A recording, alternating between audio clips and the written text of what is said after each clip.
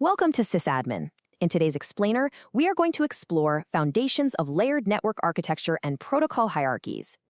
So how exactly do complex enterprise networks function without totally breaking down? Let's dive right in. Wow, layered architecture slashes design complexity. It organizes everything into distinct levels, offering services to the layer above. To make this work, we rely on protocols. Think of them as agreed-upon rules for conversations between systems. Protocols have three key elements. First up is syntax, which handles all the data formatting and signal levels. Next is semantics. This controls the coordination and handles any network errors that pop up during data transmission. Finally, we have timing. This manages speed matching and ensures your message sequencing is perfectly aligned between peers. Let's track a real message's downward journey. It begins with the initial message creation right at layer 5. Moving down, layer 4 attaches a specific header. This helps identify and properly sequence the entire message. Then, layer 3 steps in. It breaks the message down into smaller packets and slaps on its own header. Down at layer 2, the packet is encapsulated. This layer actually adds both a header and a trailer.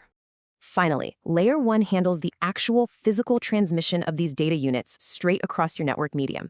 The sender's downward journey adds data, while the destination receiver goes upwards, carefully removing all that data. At the destination, layer 2 strips away its header and trailer. Then, layer 3 does the exact same thing. Layer 4 then reassembles the message, finally passing the pure, raw data up to layer 5 for processing. Here's the crucial takeaway. Those headers and trailers are never, ever passed to the layer above them. To remember these layers easily, use this fun mnemonic. Please do not touch Silva's pet alligator. Practically speaking, system administrators use this every single day to troubleshoot enterprise server connections and track packet flow.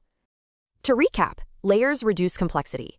Protocols rely on syntax, semantics, and timing, and data always encapsulates downwards.